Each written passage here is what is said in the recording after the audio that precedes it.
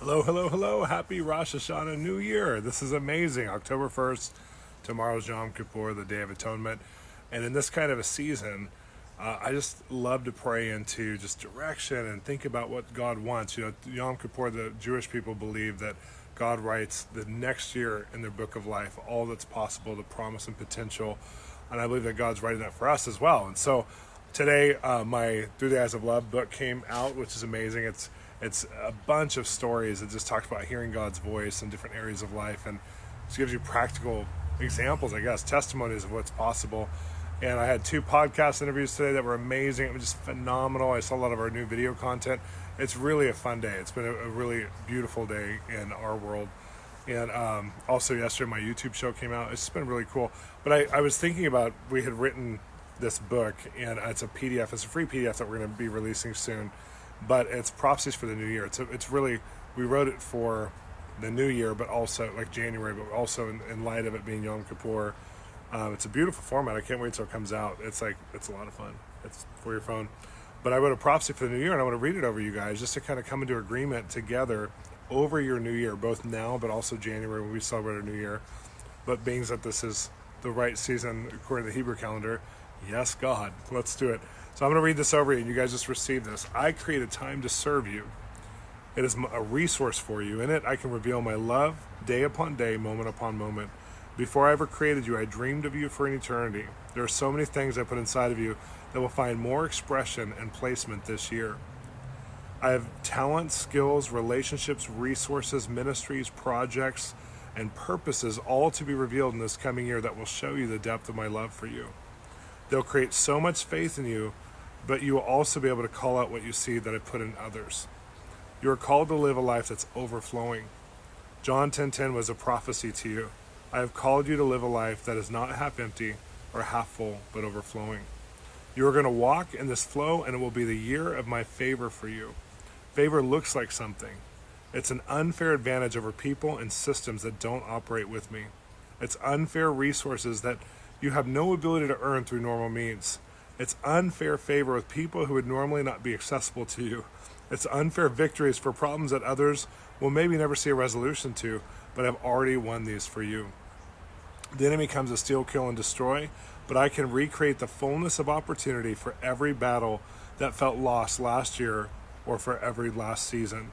And I can bring hope for every place that's been wounded. I have seen every relational issue, health issue, financial issue, and justice issue in your life, and I will use the things the enemy meant for evil to serve your good. I will use what has been used against you to be building blocks for you. Romans 8:28. I'm going to give you back time you felt was stolen or that you felt was wasted as you surrender your time and your heart to me. I will accelerate your time now. Making what would normally take years take months, and what would take weeks take days. I love process because we find each other deeper in process, but I'm not trying to make you learn things or go through hard things or make lessons out of the crisis. I can teach you more through my goodness than I can by allowing my hardship. Some of you need to hear that truth. Suffering in this world will happen, but I will use my goodness as your mentor of love to write my manual of life on your heart. I will also use sufferings to serve you, but I will not allow it to overtake you. I can teach you 100 times as fast through my goodness than through painful circumstances. They were never my intended vehicle for you, but because I love you, I make the enemy who steals pay back 7 times what he stole. You're going to have a good year. Focus on seeing the good. Don't let cyclical thoughts lead you to the bad or negative things, but focus on what is good and what is right and what is noble. The good already outweighs any hardship by a landslide. Train yourself to see it, and you will wake up with new excitement and more dedication to your days. I love you, and I give you this container of time to spend as a gift. Use it. Use it to love. Use it to grow, and use it to thrive. And I wrote this just really thinking about you today, just thinking about that God has a story of your life right now that he's already pre-planned from the beginning of time. Good works for you, good things for you, good intentions, relationships, resources for you. And I feel like many of us have been in a wilderness, like the last 5 and 10 years, like for so many people. I've talked to so many mature believers who've said, I just haven't seen a fulfillment of what God's told me. I haven't seen the greater things he's promised. I still have hope, but there's part of me that's hope deferred. One of the hardest things when you're entering into a season of breakthrough is that God has to sometimes restore your passion for life. And I love, there's a Psalms that I read at Rosh Hashanah the other night with Rabbi Jason Sobel. And I was just thinking about some friends who were going through a really hard time in their marriage, and they'd asked me to pray for them. And I got this Psalm, which is Psalm 51, and this is the Passion Translation. This is verse 12. Let my passion for life be restored, tasting joy in every breakthrough you bring to me. Hold me close to you with a willing spirit that obeys whatever you say. And I think this is so key, because when you go through a season of breakthrough, a lot of times you're so tired, or you have so many draining circumstances that you can't enjoy the breakthrough, or that you have to learn how to be more present to accept joy in the breakthrough. And God wants to heal us. He wants to bring us to a full measure. He's not just going to have us overcome something or break through from something, but we're going to break through into something. And I think that that's so important for us to have in this perspective for this new season. And I hope that those of you, I'm seeing there's a lot of people connecting right now. And hi to all my friends, all the people I don't know who are just joining in.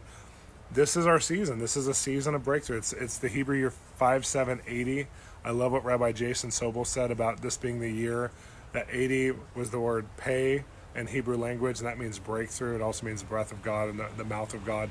I just think it's phenomenal when you think of this is a season over the next 10 years, because the 80s are all about breakthrough in the Hebrew language. I mean, it's just amazing. So, I wrote the Breakthrough book at the same time, and I just feel like there's something about using our mouth to declare our breakthrough and stand with God, and also to retrain those negative patterns where we're used to seeing what's not happening and not focusing on what's not happening or what the enemy's doing, but focusing on what God's doing. That takes a trained relationship with God. It takes intentionality to say, God, I'm going to focus on what you are doing. I'm going to focus on what's going right. I'm going to focus on what I love, not what I don't love. I'm going to focus on who I love, not what the drama with people I'm not connecting to right now. And that takes a really trained perspective to say, I'm going to focus on what's right, pleasing, holy, and I'm going to fix my mind and my affection on those things. That creates new neural pathways, by the way, which is amazing. You start to create, it takes work at first, but after you get into it, it's just like working out your physical body, you're working out your mind, and all of a sudden your mind just naturally goes there. It takes the path of least resistance, and your least resistance will be goodness. Sheree and I have lived a relatively drama-free season. It's been pretty amazing. I mean, there's always dramas in life, but as far as relational drama with each other, with our immediate family, with our immediate friends, those kinds of things, we've had so much to be grateful for. We've also had to be intentionally looking at what God's doing, because right outside of that, there's things that we could be more focused on that would rob from our family and our friends and our close, just because of the dramas of life. And so to have such a relatable season that many of you can relate to, as far as learning how to fix my mind and affections and focus, and also to celebrate, we're crossing over into a new season with this Rosh Hashanah and Yom Kippur, and I'm personally standing in the word I just read over you. If you're just joining now, I just read a prophetic word, which you can go back and watch. I'll make sure to repost this video. You can go back and watch and just receive that word over yourself. I believe God's doing a new thing. So thank you guys for joining. If you are able, watch our new YouTube show. It's about my prophetic process and your prophetic journey. We're going to be processing prophetic words and with prophetic people. It's going to be a lot of fun. It's just 15 minutes a week, just to be a supplement to your journey. That gives kind of a fun way to teach. It's not even really teaching, it's more like sharing. And then also my new book came out, Through the Eyes of Love. So if you have a time, connect to it. But share this word that I just read over you with everybody who you think needs it. So share this video. Make sure people hear and even get a perspective, because some people aren't even geared up for the new year, or that we're crossing over, because they're not, they're not thinking about this season of the Jewish calendar. They're thinking of the natural calendar. So they haven't even entered into fall yet, let alone Rosh Hashanah or a new year. But share this with friends who are hungry, because I feel like we're in a season of crossing over. That time will serve us, that God is doing things that haven't happened in this way before in the season of humanity, that there's so much new emerging as God has saved things for this time, and you're part of that. It's all about you. So bless you guys. So good to see so many of you on here. Hi to all my friends.